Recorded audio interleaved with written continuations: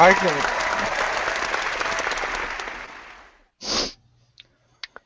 Hello, ladies and gentlemen, and welcome to another edition of Pez of the Mind. I am James Phoenix, and today we're going to talk about the hit Marvel Netflix series Daredevil, Season 1. Joining me, as of yesterday, our comic guru, Chriz the Mole, Hello.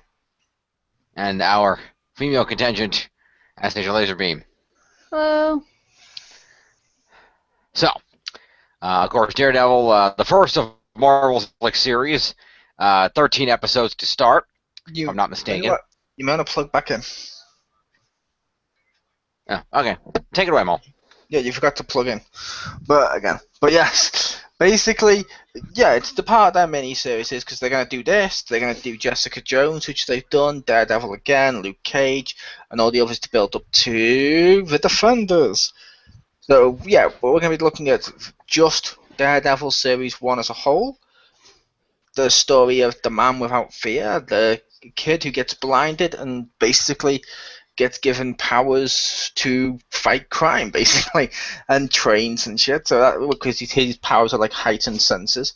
So yeah, Daredevil, the man without fear. Yeah. Straight away, I will say they used the comic logo. That was awesome.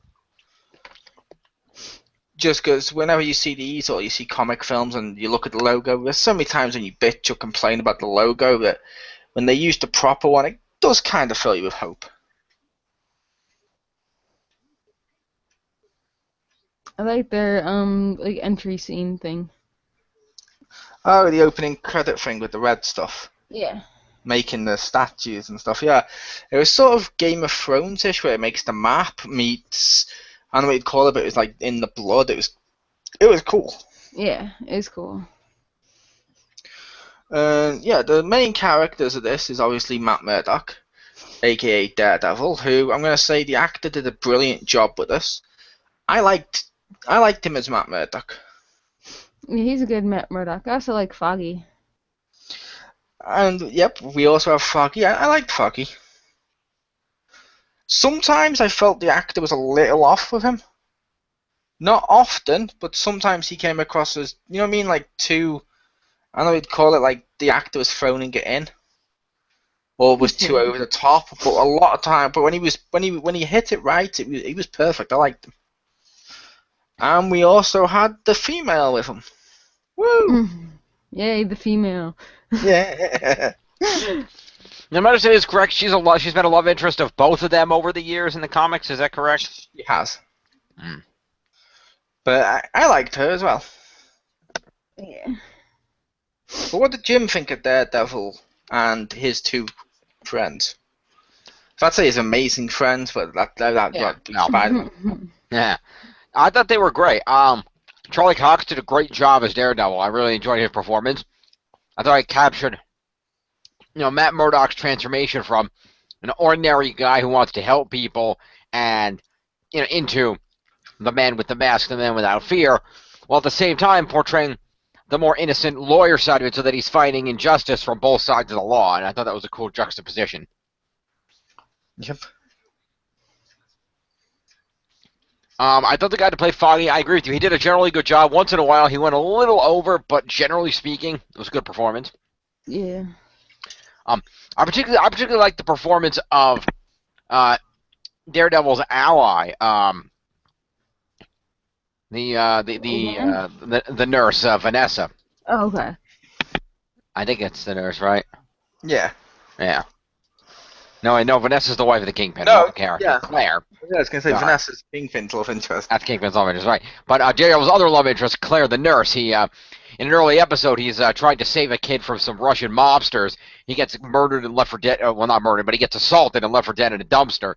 And Claire, a nurse who lives in an apartment nearby, finds him there and takes him and patches him up and becomes his go-to medical assistance for whenever he gets beat up in the field, because that's one of the cool things about this Daredevil is he doesn't have any power. Other than, he's got his enhanced reflexes and he can kind of see without seeing, but he can still get stabbed and shot and assaulted a lot. Beat the fuck up. Yeah,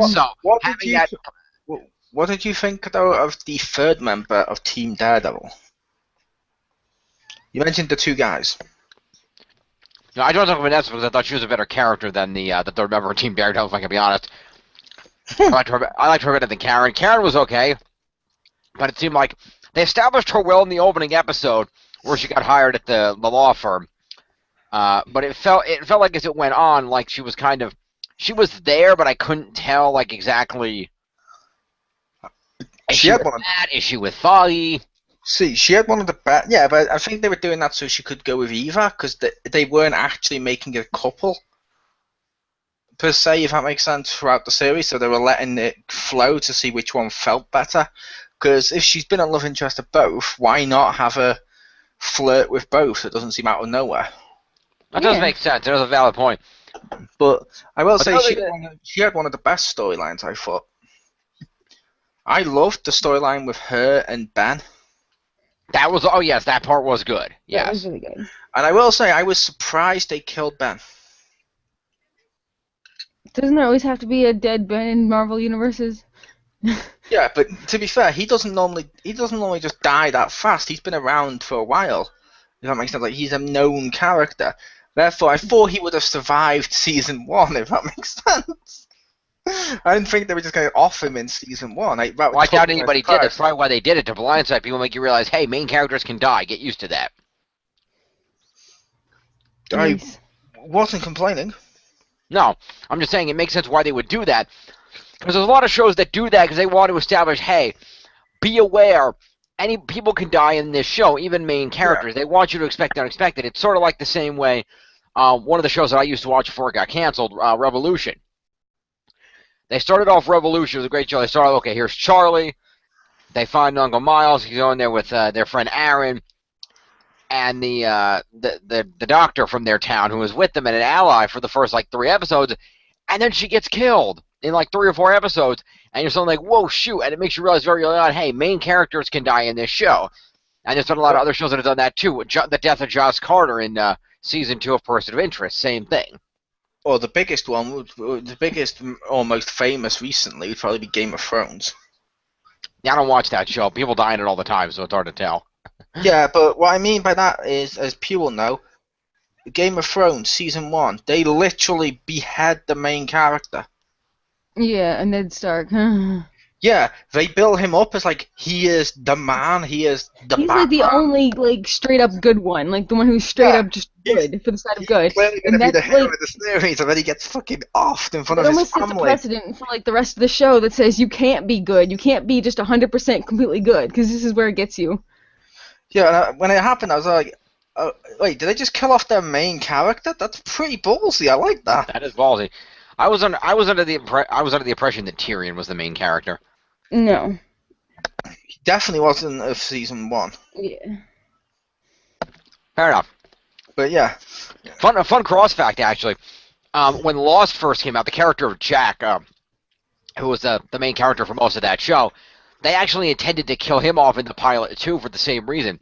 Instead of, in the episode when the plane crashes on the island, there's a scene where the pilot of the plane gets eaten by the smoke monster.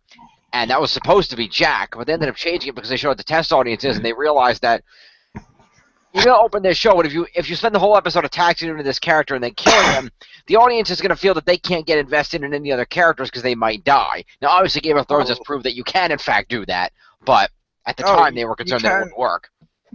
Yeah, but to be fair, you can also have the reverse of that. A big example for that, which I think Pew may, because I know Pew's seen this one, Buffy. Yes. The reason I said that was a big reversal of that was because season 2 starts with Spike literally murdering the Chosen One, who was who was going to be the main villain left over, if you will, from season 1.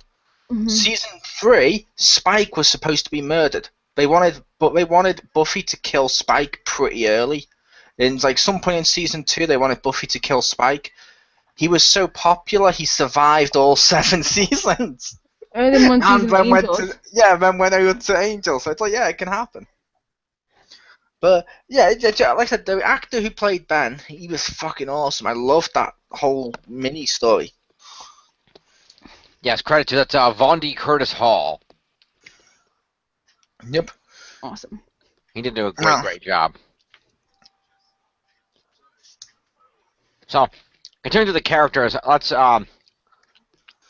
Talk about one of the other great characters. Oh, okay. And of course, that is our villain, played by Vincent D'Onofrio, Wilson Fisk, the Kingpin. Oh, In case snap. you want to plug in my headset in as I'm talking to you. Fair enough. But yeah, Wilson Fisk, they did a great job of building up this character because you didn't see him until about 4 or 5 episodes in. You would see, okay, the back of his head, or here's his hand sitting in a chair, Dr. Claw style, and everybody referred to him very reverely. No one could say his name, like he was fucking Voldemort or something. He's not Voldemort. I thought they were the same person. It's like we don't say his name, you know, being all intimidating, and he had his assistant attend these meetings, and the way he was uniting all these gangs. Madam chose drug production facilities, the Russians to run the drugs, the Japanese to act as muscle. See, as much as that's a spoiler, I will say that's another great scene for the third member of Teen Daredevil when she murders the assistant. Yeah. Yeah, that was intense. That was intense. I like that. But I will say, while we're talking about Kingpin, he was good. I'm not hating on Kingpin. However, I know whenever the people do reviews of this, people can't wait to point out it's better than the Ben Affleck Batman. I'll just point out I preferred the Kingpin in the Ben Affleck one, and I preferred the red costume. I would agree with you there because Yeah, Michael Clark Duncan was like ideal for Kingpin. I can agree with that. He was really good as Kingpin.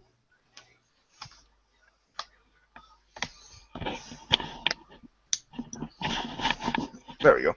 My headset was beeping again. I was like, what the fuck? I just put it on charge. I hate it when that happens.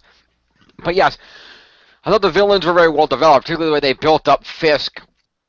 They revealed to him he wasn't just I'm a big bad mob boss. They actually gave backstory to his character. He was that way because he had an abusive father his whole life that he ended up killing in defense of his mother. That was one of the things I didn't like about Kingpin. Really? I thought that was cool. I thought it humanized him a little bit. I thought it was cool. Oh, I agree. It humanized him. The problem was, most of the series, whenever he wasn't after Daredevil, he was hitting on Vanessa and trying to be her love interest, or we were seeing his story. He doesn't have the intimidation that Michael Clark Duncan's Kingpin had. Most of his intimidation came from, essentially speaking, the guy talk about we don't mention his name. Then the second you see him, it's almost a disappointment because he doesn't live up to the intimidation factor. I feel like they could have done that backstory, but they should have done that once and then not made him as human as they did for most of it, because we need him to be the intimidation factor. Which I don't think he was intimidating. He just comes across as a spoiled child, like, oh, I don't get my way, I'm just gonna beat you up, boom, boom, boom, boom, boom. It's like, oh, fuck off. Yeah, I'm gonna say you're telling me you're not intimidated by a guy who could crush another man's skull in a car door. Not really. But that was fucking. Because you know the other Kingpin was just sheer bulk and fear. You knew that like he could like fuck you up with his bare hands, and he would like do it up until his last dying breath, if not just to get the spite of beating you. Yep. Yeah, that's what I got. It's like even I hate to say this, but even the animated Spider-Man series did a better Kingpin. Well, the animated series, Spider-Man series, is the I best felt. Kingpin. Yeah, but I felt because he was doing because he was still intimidating. This one he didn't seem as intimidating. Like every time, like when he hit the guy's head in the car door, it's because the guy embarrassed him with his dinner with his love interest. Came across as babyish. Or like a little spoil. It came across like it came across as a temper tantrum. Not I'm gonna fuck you up for daring to get to me. True, but I think that part of that was the point. The idea. I know, but I was just saying. I know it was the point. I just didn't like that point because I was like Kingpin having that era of intimidation factor to him. Which I can understand. I like what they did because they juxtaposed him against Daredevil. Daredevil became who he was because his father was a good man. His father did what needed to be done for him, and he would sacrifice himself for him. So he would look up and say the positive things in life. And because of that, Matt Murdock went out of his way to be a good man and to help others. Wilson Fisk had the opposite experience. His father was not a good man. His father was a drinker, smoker, and an abusive husband, an abusive father, and not a good man. So Kingpin inherited that. Yes, he defended his mother, but that was how he learned how to respond and act to things. That was how he got his rage. And his mother had to deal with all that because his father never taught him any of that because his father, they were kind of the opposite. The point is that the Kingpin's supposed to be this big, scary dude you're not supposed to feel sympathetic for. You're just supposed to be like, holy shit, I don't want to fuck with him. I'll deal with him as least as possible. Yeah, I agree. You're supposed you can relate to him now and again. Like one episode where you can get his backstory, like holy shit, and you can relate to him, cool. But if they did that one episode, the other episodes, I need to feel intimidated by him, and I just didn't. You made him too soft. That's fair enough. I can see why you feel that way based on how they interpreted this Kingpin.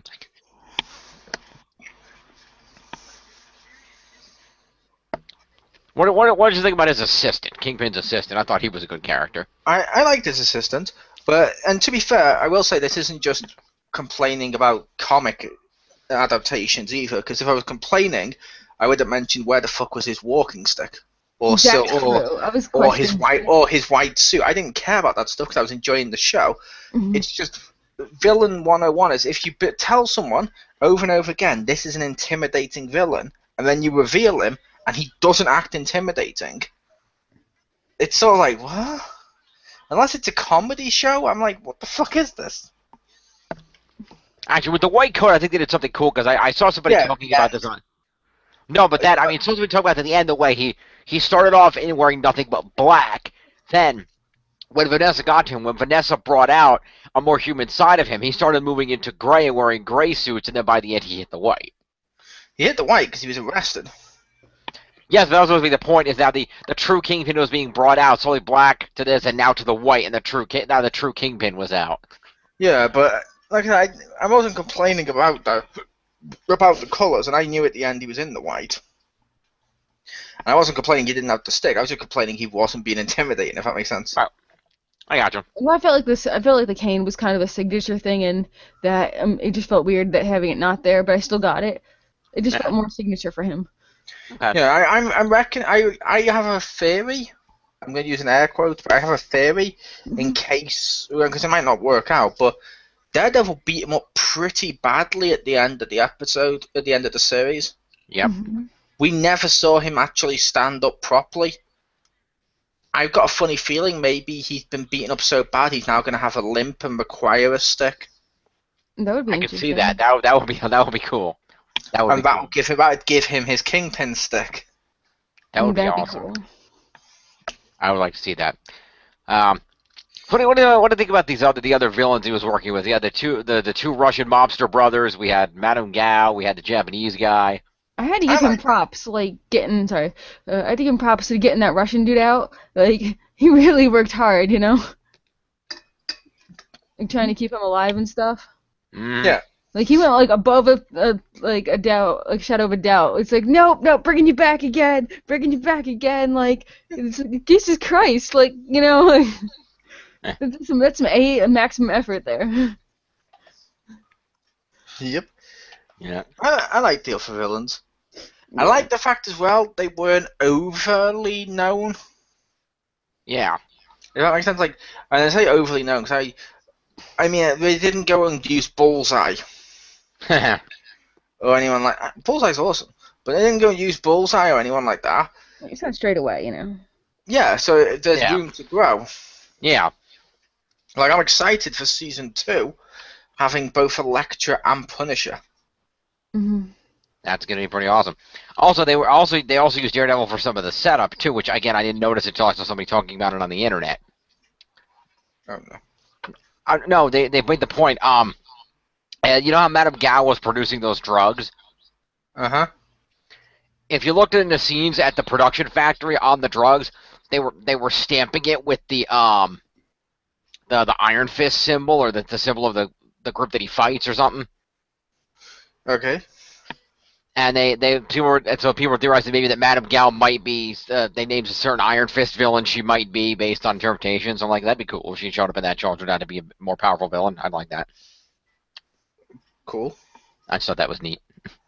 I like connections. Anywho, yeah, and I like how they got the actors to play these villains too, because they did a really good job. Wai Ching as Madame Gao. Peter Shinkona as Nobu, the Japanese guy. Big props to Nikolai Nikolaev as Vladimir Rojkov, the Russian brother that doesn't get quickly killed. and that Daredevil has to save a number of times. Yeah. He did a great job. It was great to see him integrate acting because, and I always give props on a spot one. Dominic, the Rhino Ranger from Power Rangers Jungle Fury. Very nice. So, props to Nikolai Nikola for acting in something far better than Power Rangers. Yay. Yay! I thought we were going to go a whole review about mentioning Power Rangers or other web pages. Nope. You should know it's better than that by now, Mo. Anywho. So, let's talk about the Avenger a little bit. So, as we open up throughout the show, Matt Murdock and Foggy have just gotten themselves set up at their new law firm. And they start trying to take out some cases. As Matt Murdock, we see that he has donned an identity as the Man in the Mask, wearing a black pullover mask and his, I think it's a specific costume from the comics, isn't it, Mole? Yes. Yeah.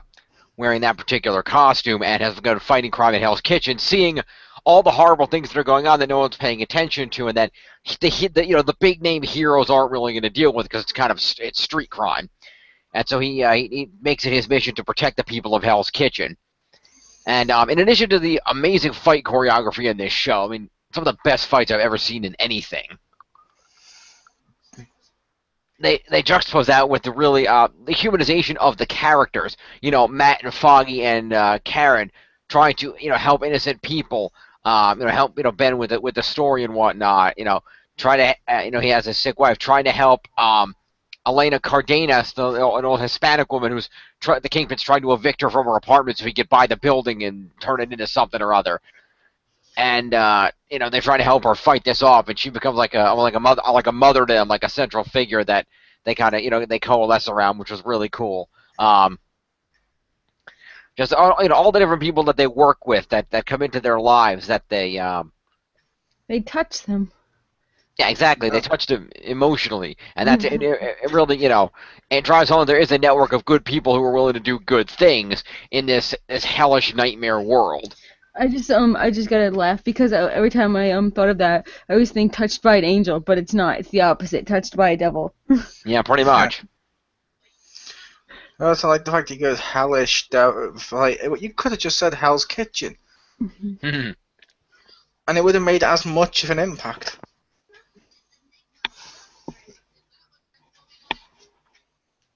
Hell's Kitchen.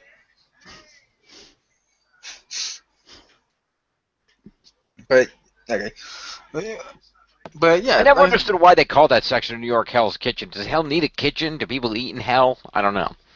I don't know, but it must be a really popular area for lawyers because I met another person who actually spent a lot of time there becoming a lawyer. So I don't know if that's a thing or it's just like.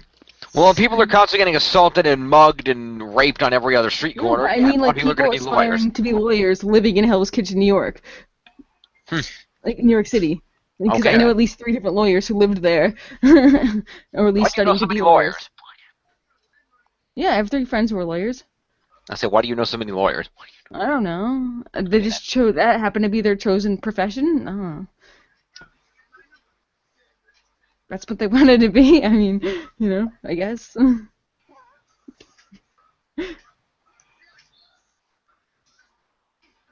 it pays a lot of money. I don't know what the fuck you want. Mole is about him now hilariously picturing Pew as a lawyer. Not me. I'm not a fucking lawyer. Like my client, totally, kind of, sort of, but not really. They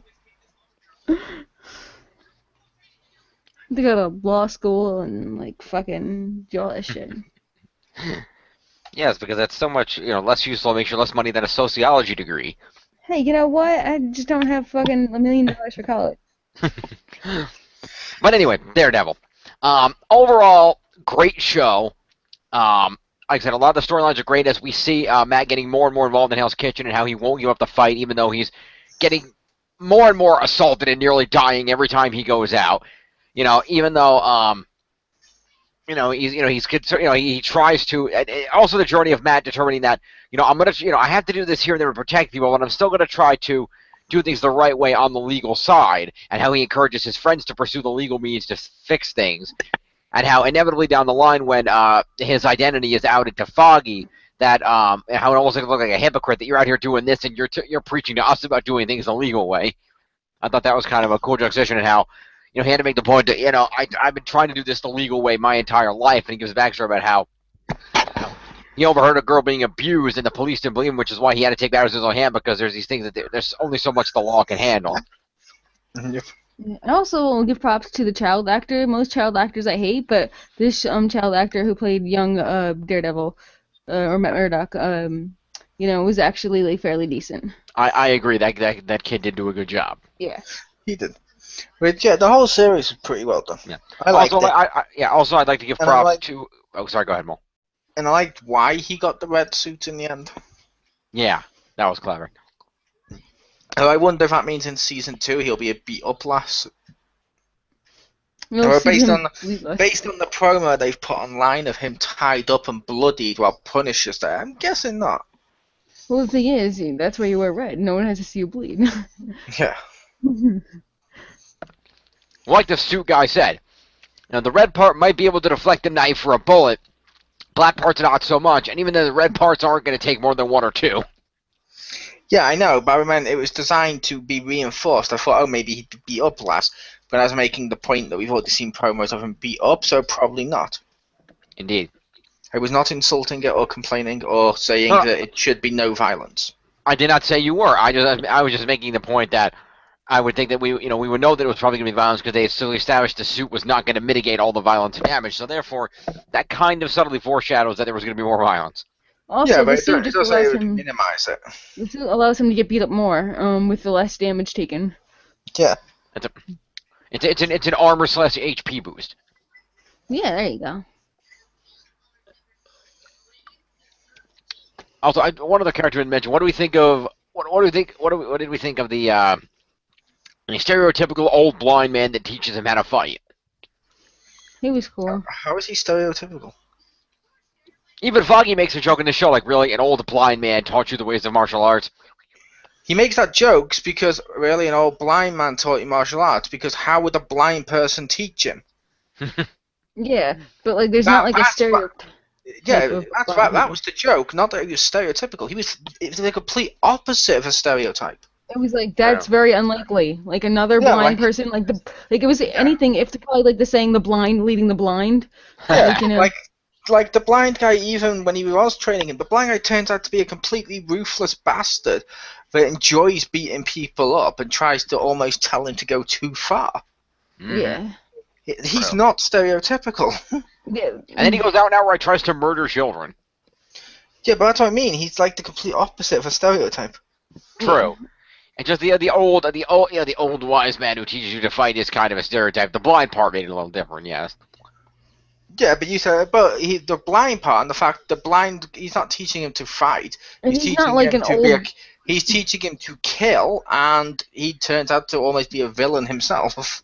Yeah, he's kind of on the negative path. It's not like the old wise man who says, like, all, like, the great sayings, and, like, even though he's a mentor, it's not like, sometimes you have to learn when not to listen.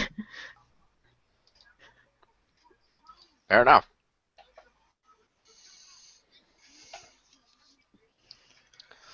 So, overall, final thoughts, final scores.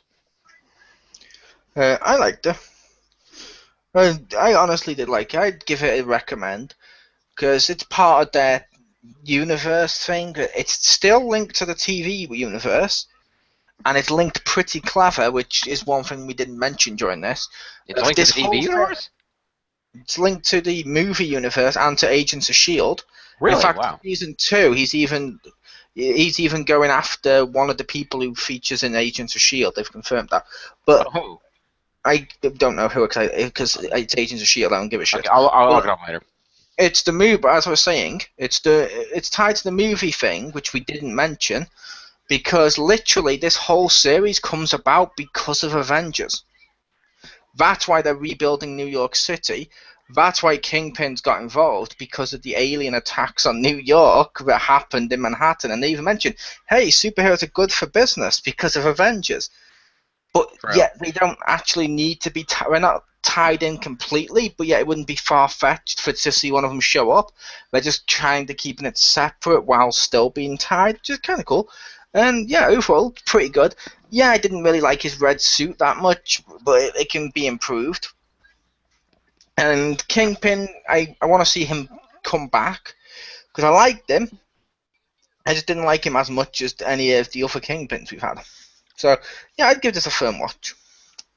Cool, cool. Pew, what do you think? I give it a solid 8. It's not perfect. There's some annoying stuff in there, but overall, it's mostly really good and a really entertaining and fun watch. So yeah, I give it a solid 8. Fair enough. I'm gonna throw it an 8.5. Really great acting on the part of everybody involved. The fight choreography, the fight scenes are amazing. Watch this. If you're a fan of well choreographed fight scenes, you need to watch this show because the fight scenes are fucking awesome. It's a great backstory, a lot of comic references. Just great acting is what really draws the show home. It's just the amazing acting from Charlie Cox and everybody in the show. It's great. Go check it out. I give it an 8.5 only because I will say it takes about 2 or 3 episodes to really get going and for you to really get into the story. It takes a little time, but otherwise it's a great show and it's really enjoyable. And I look forward to seeing where it goes and seeing more of Daredevil in his suit doing his thing. I'd like to see that, but overall they did a great job.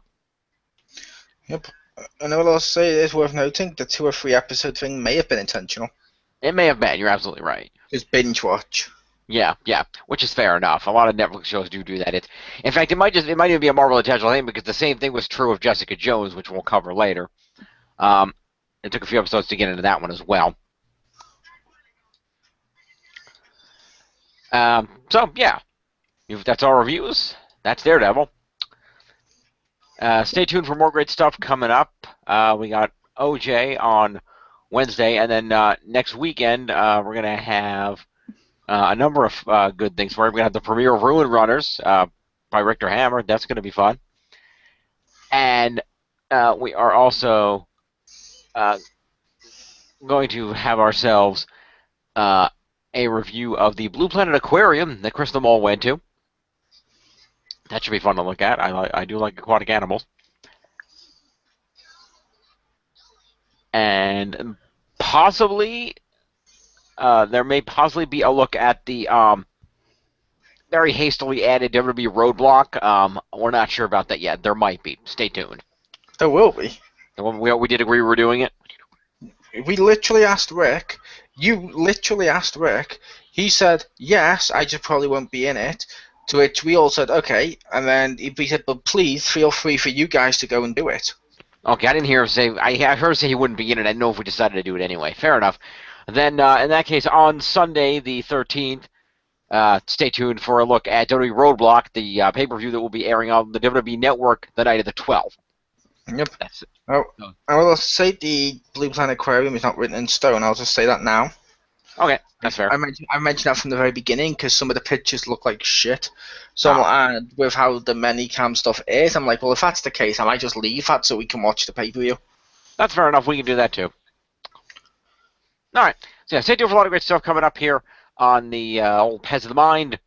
For Chriz the Mole and Anastasia Lazerbeam, I'm James Phoenix. And we'll see you next time. Peace.